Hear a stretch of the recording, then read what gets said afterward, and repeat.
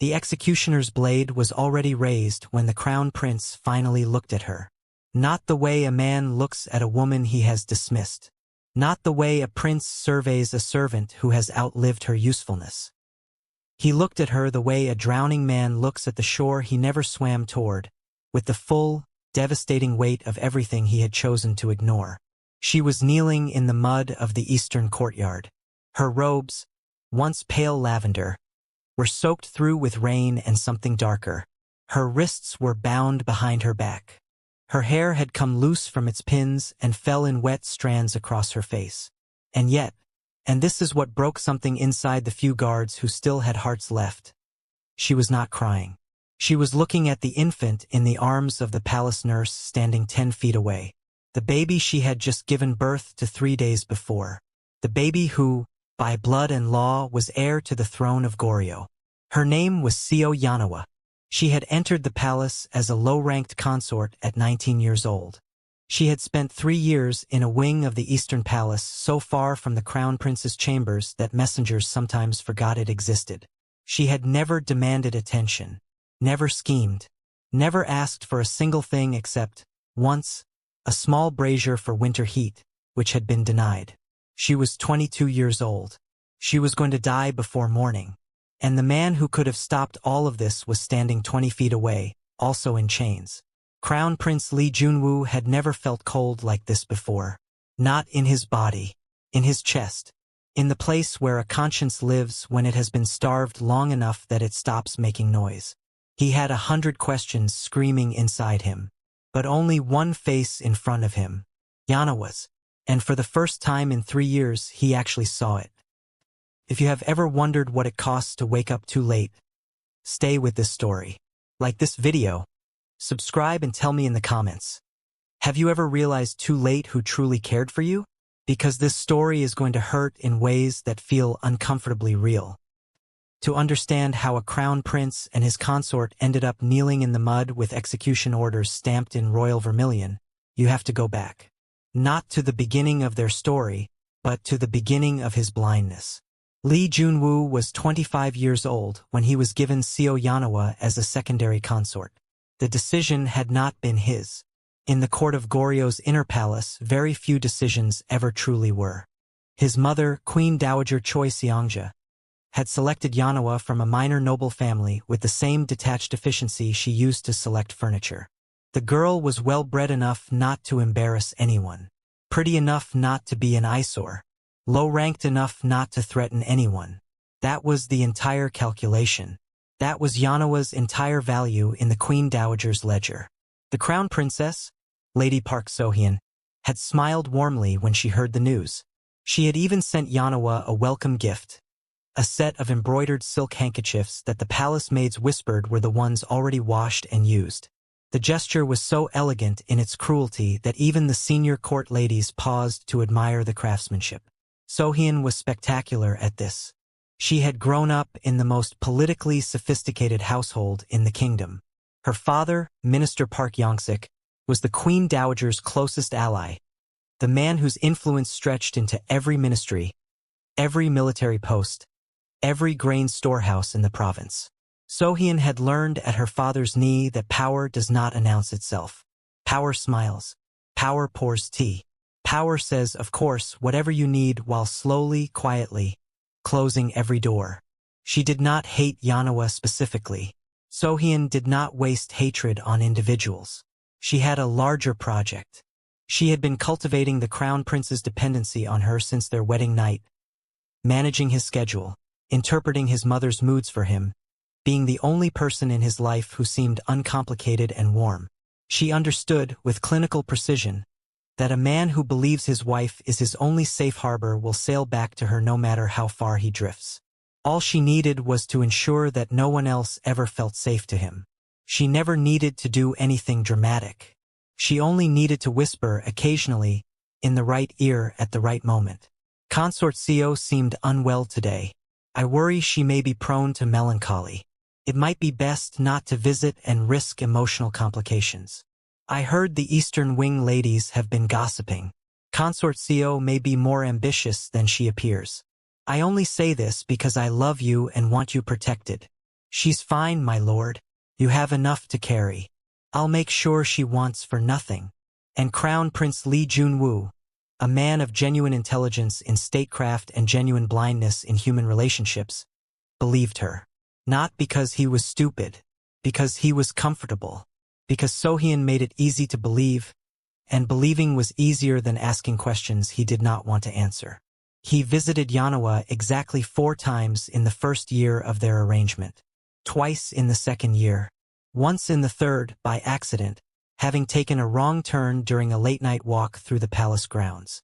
He had stopped at the edge of her courtyard, seen light through her paper window, hesitated, and then walked away. He told himself she was fine. He told himself the court ladies attended to her needs. He told himself that consort arrangements were political tools, not emotional ones, and that he owed her comfort, not warmth. What he did not know, what Sohyun and the Queen Dowager had been very careful to prevent him from knowing, was that the one time he had visited Yanawa in the 3rd year, she had been sitting up late because she was ill. The court physician who should have been assigned to her had been quietly reassigned to the outer palace. Her requests for medicine had been logged, delayed, and rerouted into administrative silence. She had managed her fever alone, with cold water and the single candle she was rationed per evening. She had not complained. This was the thing about Yanawa that the women who feared her could not understand and could not fix. She did not complain because she was not defeated. She complained about nothing because she had decided, somewhere in the first few months of her isolation, that she would survive this palace on her own terms. She read everything in the small library her ladies were permitted to access. She practiced calligraphy until her script was finer than the crown princess's. She learned the medicinal properties of every plant in the narrow courtyard garden she was given. She learned to read weather from cloud patterns, politics from messenger traffic, and a person's true mood from the angle of their spine. She had become, in her invisible corner of the palace, extraordinary. And no one knew, until the night Crown Prince Li Junwu summoned her to his chambers. Not from desire, but because the Queen Dowager had reminded him, sharply, that he needed an heir and Sohyun had miscarried twice that year and it was time to stop delaying. It was, even for a palace, an ugly transaction. He had barely spoken to her. She had been gracious and quiet. He had expected resentment or desperation. He had found instead a woman who seemed to have made peace with the cruelty of her circumstances in a way that both impressed and, somewhere very deep, shamed him. He had not been kind to her that night, but he had not been unkind either. He had simply been absent, present in body, absent in every way that matters. It was enough. 3 weeks later, the palace physician confirmed what Yanawa had already known for days. She was pregnant. She had sat with that information alone in her room for a long time before she allowed herself to feel anything about it. She was not naive. She understood what a child meant in the architecture of palace politics. She understood that carrying the crown prince's heir made her more valuable and, simultaneously, more dangerous. She understood that the 2 most powerful women in the palace, his mother and his wife, would view her pregnancy not as a joy but as a threat to be managed. She was right. She had simply underestimated how decisively they would decide to manage it. The Queen Dowager heard the news in her morning chamber, over tea, from her most trusted court lady. Her expression did not change.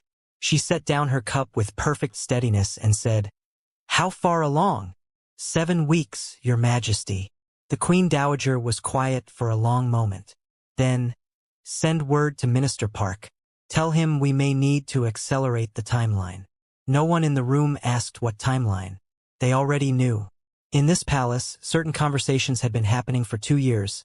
Quiet, careful conversations about the crown prince's suitability for rule, about the instability of a monarch who showed insufficient deference to his mother's political alliances, about whether a regency arrangement might serve the kingdom better than a fully empowered king.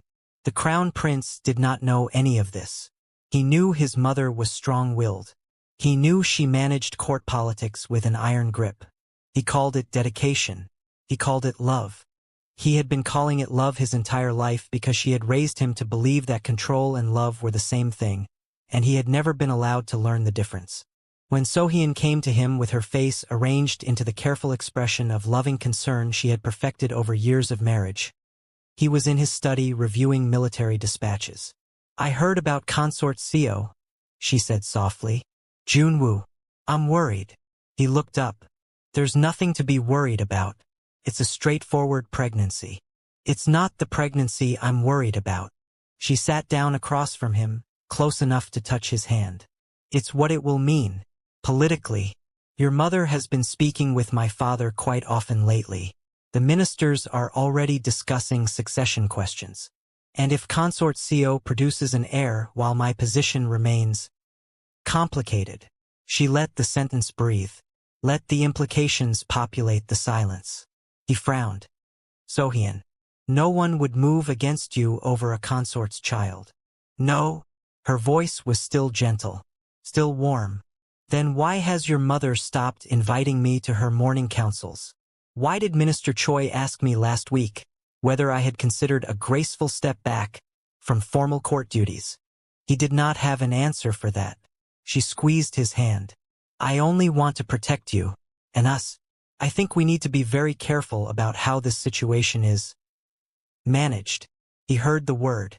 Later, he would spend a great deal of time hating himself for how little he had interrogated it. The months that followed were a masterwork of manipulation so elegant that it operated entirely in plain sight. The Queen Dowager and Sohyun never spoke directly about harm. They spoke about protection, about stability, about the danger of political confusion around succession. They brought the Crown Prince data, fabricated reports of Yanawa meeting privately with opposition ministers, carefully worded testimonies from court ladies paid to deliver them, a forged letter suggesting that Yanawa's family had been communicating with the northern border faction that the Queen Dowager had been positioning as the kingdom's greatest threat. Lee Junwoo was not a cruel man. He was a managed man. There is a difference, and it matters because cruel men make choices knowing the cost and making it anyway. Managed men never understand that choices are being made through them at all. He authorized increased surveillance on Yanawa's quarters, framed as protection. He restricted her visitors, framed as discretion. He did not visit her himself during the final months of her pregnancy. He told himself it was political caution. He did not ask himself why political caution required him to stay away from a woman who was carrying his child. Yanawa noticed everything. She always had. She noticed when her letters out of the palace stopped being delivered.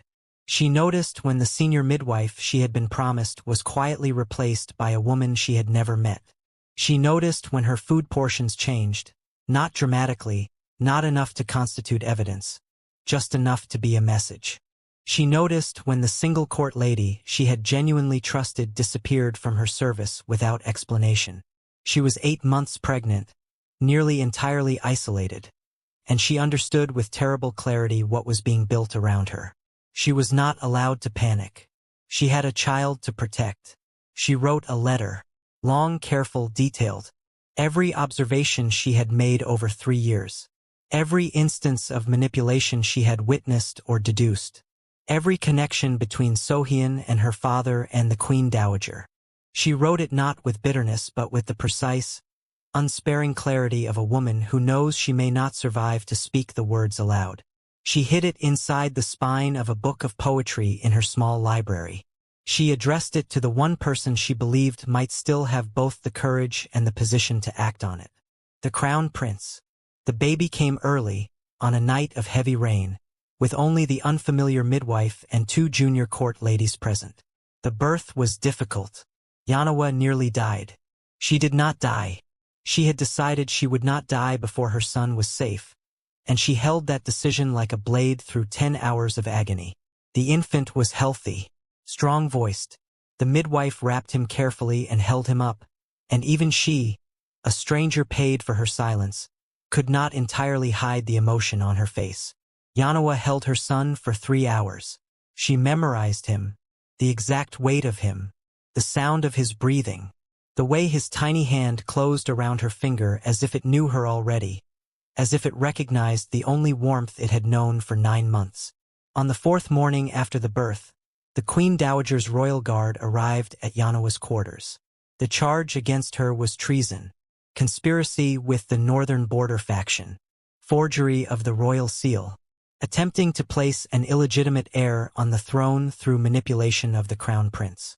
The charge against the crown prince, filed simultaneously, from a separate source, as if the two things were not coordinated, was dereliction of duty, negligence of royal security, and complicity in the conspiracy. It was, in its way, perfect. The Queen Dowager had not merely moved against Yanawa. She had moved against her own son, because her son had outlived the phase of usefulness she had planned for him. The regency arrangement she had been building with Minister Park did not need a living crown prince. It needed a living infant heir, a grieving grandmother as regent, and a cautionary tale about what happened to those who allowed ambition to threaten the stability of the kingdom. The crown prince and his consort were charged in the same document, killed by the same strategy. Neither had known the other was in danger until the moment the guards came. This is the moment that will stay with you, and if this story is already living inside your chest, please subscribe right now and hit the like button. Leave a comment. What do you call it when someone only sees your value after it is already gone? Keep watching. The answer is coming. They were brought to the eastern courtyard in the rain. The baby was taken by the palace nurse before Yanawa could protest. A smooth, practiced motion, as if it had been rehearsed. The crown prince was brought in chains that were heavier than necessary, a detail the Queen Dowager had specifically requested because she understood the value of visible humiliation. Li Junwu looked at his mother once when they brought him in. She was standing under the pavilion overhang, dry and composed in a gray court robe, her hands folded neatly in front of her. She looked at him the way she had always looked at him, with assessment, with measurement, with the particular expression of a woman who is calculating whether what she is seeing matches what she needs. And for the first time in his life, he understood that she had always looked at him this way. That the warmth he remembered from childhood had been performance. That the guidance she had given him over decades had been architecture, building him into the exact shape she needed, blocking every door that might have led him somewhere she could not control. He looked away from her. He looked at Yanawa. She had turned her head toward him, not with accusation, not with the anger she had every right to carry. She looked at him with something that was almost unbearably compassionate, as if she understood what he was only now seeing, as if she had carried the knowledge of his blindness for 3 years and had found, somehow, a way to grieve for him that did not require him to deserve it. "I did not know," he said. The words came out before he chose them. "I know," she said. "I should have." "Yes," she said, simply, without cruelty, without comfort, just the weight of truth in 2 letters. The executioner raised the blade for her first. That was also deliberate. A final cruelty from the Queen Dowager. "Make him watch." He screamed. He lunged against his chains. The guards held him. The blade fell. The last thing Li Junwu saw before the second blade rose was his son in the nurse's arms across the courtyard. Eyes open, staring into the rain with the wide, unfocused gaze of the newly born, unaware that he had already been orphaned by the people who claimed to love him most. Then the second blade fell and there was nothing. And then there was light. Not the light of afterlife or divine judgment. The light of a candle in a small room. The sound of autumn wind through a paper screen. The smell of ink and pine resin and something medicinal. Li Junwu opened his eyes and saw the ceiling of his old study. The one he had occupied at 22, before his father's death, before his investiture as crown prince. He sat up slowly. His hands were shaking. He looked at them. Young hands, unmarked, no chains, no blood. He was alive. He was younger. The world had given him back what he had destroyed through neglect and blindness. He did not understand how. He did not spend much time asking. He had been given a second count of the same life and he understood, with the absolute clarity of a man who had watched a woman die for the crime of being discarded, that every single choice he made from this moment would be different. He was different. He had died with full knowledge of what he had been. He was not going to rebuild himself into the same architecture. He sat in that room for a long time. He thought about Yanawa. Not the ghost of her, not the sorrow of her loss, but the living reality of her, who she was before he had learned to see her. The woman who had survived palace isolation through pure internal strength. Who had read everything and said nothing. Who had looked at him in the courtyard with compassion she had no obligation to feel. He thought about his mother. The cold calculation behind every act of guidance. The way she had built him like a piece of furniture, useful until unnecessary. He thought about Sohyun. The warmth that was never warmth. The concern that was never concern.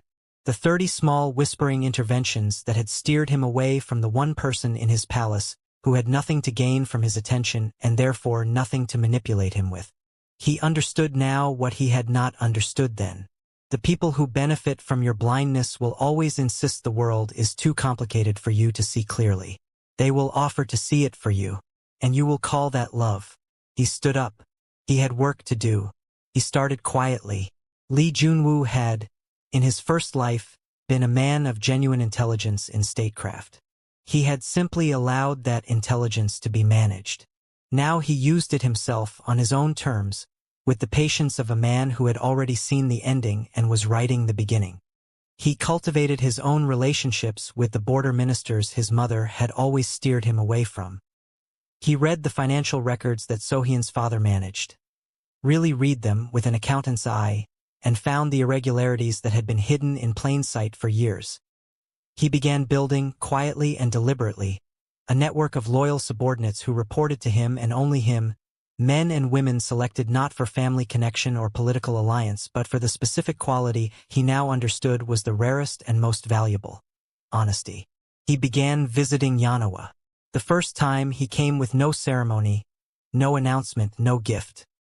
He arrived at the Eastern Wing in the late afternoon and asked, without any of the royal entitlement he had once worn like a second skin, if she would permit him to walk in her courtyard garden. She had looked at him for a long time. She had the same eyes he remembered, careful, measuring, already several moves ahead. But she was younger too, unmarked by the years of isolation he had allowed to happen. She was 20 years old. She did not yet know what was coming. He did. "As you wish, Your Highness," she said, politely, with the careful neutrality of a woman who has learned not to hope. He sat in her courtyard.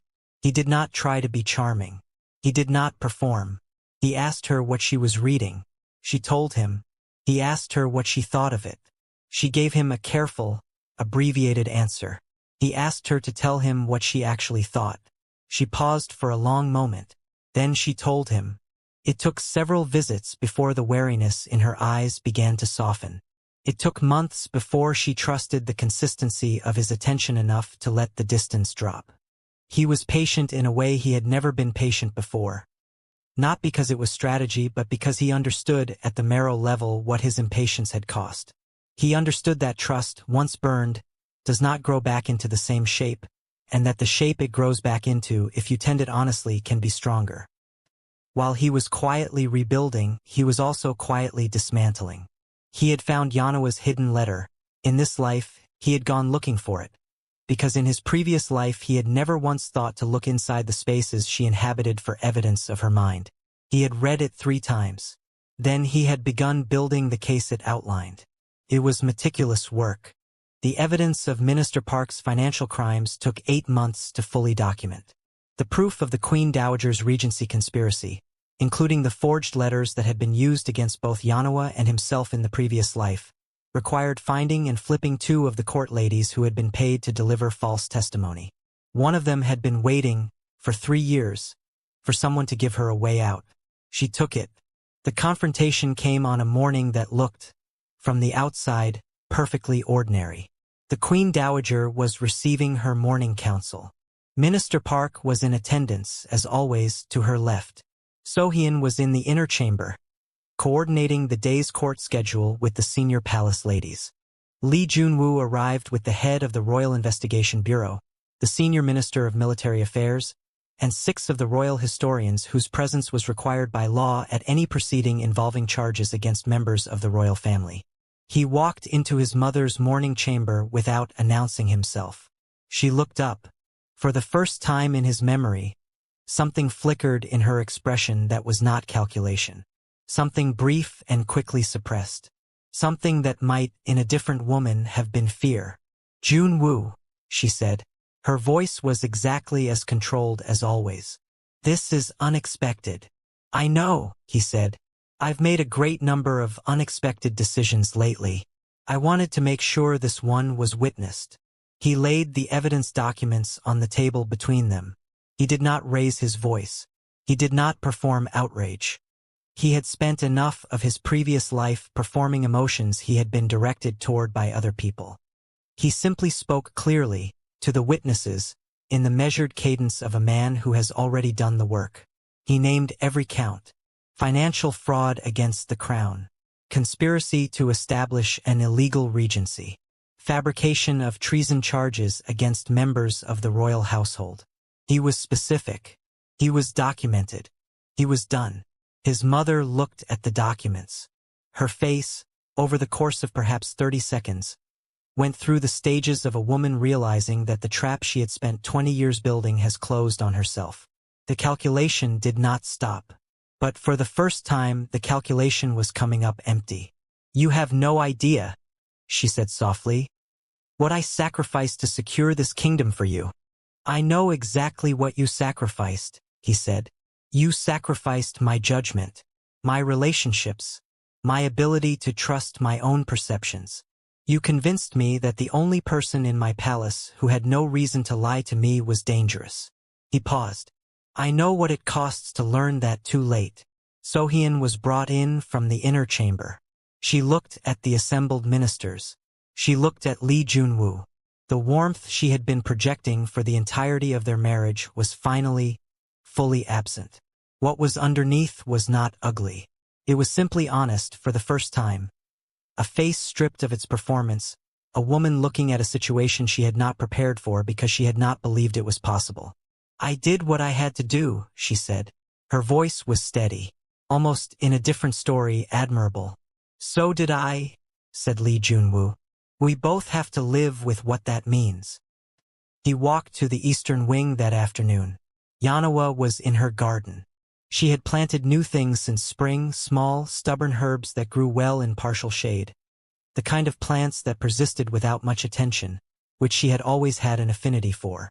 She looked up when he came through the gate. She saw his face and read it the way she read everything. Carefully, completely, already understanding something before he said it. "It's done?" she asked. "It's done." She was quiet for a moment. She looked back at her plants. "How do you feel?" It was such a simple question. Such an unguarded question. The kind of question that could only come from someone who had never been primarily interested in what he could give her. "Empty," he said. "And clear." She nodded. She understood empty and clear. She had lived in that feeling for 3 years in her previous life and had learned to tend it into something livable. He sat down on the wooden step at the edge of her garden. After a moment, she sat down beside him. Not close enough to touch. Close enough to be choosing to stay.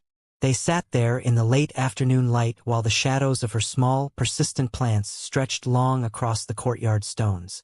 There was no grand declaration. No performance of redemption. He did not ask her to forgive him for what had happened in a life she did not remember. He could not. He could only be here now in the life he had been given back and be different in it. That was the whole of it. That was everything. Subscribe and hit that bell, because if this story touched something in you, there is so much more waiting. Drop a comment and tell me, what is one thing you would do differently if you were given a second chance? I want to read every single one.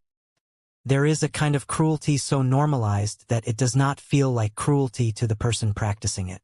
It feels like management. It feels like practicality. It feels like the difficult but necessary work of maintaining order in a complicated world. The Queen Dowager had never, in her own accounting, been cruel to her son. She had shaped him, certainly. She had limited him, yes.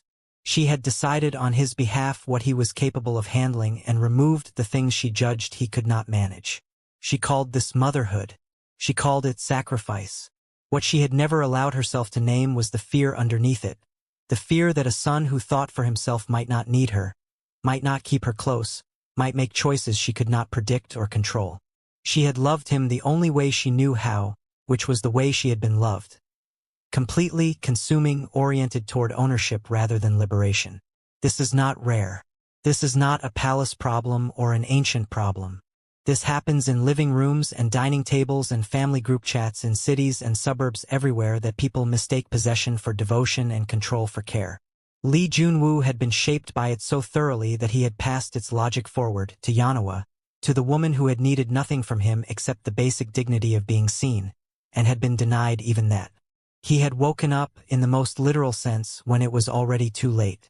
He had been given something rarer than second chances usually come, not just time but knowledge.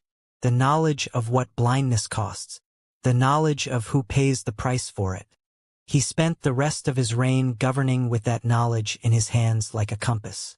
He built institutions that did not depend on a single man's clarity, because he had lived the proof of what happened when that clarity was managed by someone else. He made it systematically difficult for any one person to hold the kind of concentrated, unchecked influence his mother had built. He created formal channels for voices from the margins of the court. People like Yanawa had been, people in the eastern wings of power, people deemed too minor to matter. He and Yanawa did not have a story that looked like the love stories people expected. There was no grand romantic restoration. There was something quieter and, perhaps, more durable. A man learning to be present, and a woman allowing, slowly and on her own terms, that presence to mean something. Their son was born healthy in the second life too. He was named Seojun, combining both their names, a deliberate choice that the court noted and the historians recorded. He grew up in a palace that was not without politics, not without danger, not without compromise. But he grew up watched over by two people who had learned, in ways most people spend lifetimes avoiding, that the only real protection you can offer someone you love is the full, undistracted weight of your attention. The things we call love, control, management, useful performance, they sustain us for a while. They hold structures together. But they do not last, and when they fall entirely, and what they reveal underneath is always the same question. Who were you when no one was watching? Who did you protect when there was nothing to gain? Who did you see before they became useful? Yanawa had known, for 3 years in her previous life, that no one was watching. She had become extraordinary anyway, not for an audience, not for a reward, because she had decided, somewhere in the long winter of her isolation, that her own growth was the one thing the palace could not take from her. That is a lesson older than any kingdom. It is the lesson that outlasts every dynasty, every execution order, every carefully forged letter of treason. You cannot control what people do with your life. You can only control who you become inside of it. And sometimes, if the world is unusually generous, the person you became in the dark is exactly who someone needed to find when they finally opened their eyes. If the story stayed with you, please subscribe, like this video, and leave me a comment with this. What did you see in Yanawa that you wish more people in your life had seen in you? I read every comment, and I will see you in the next story.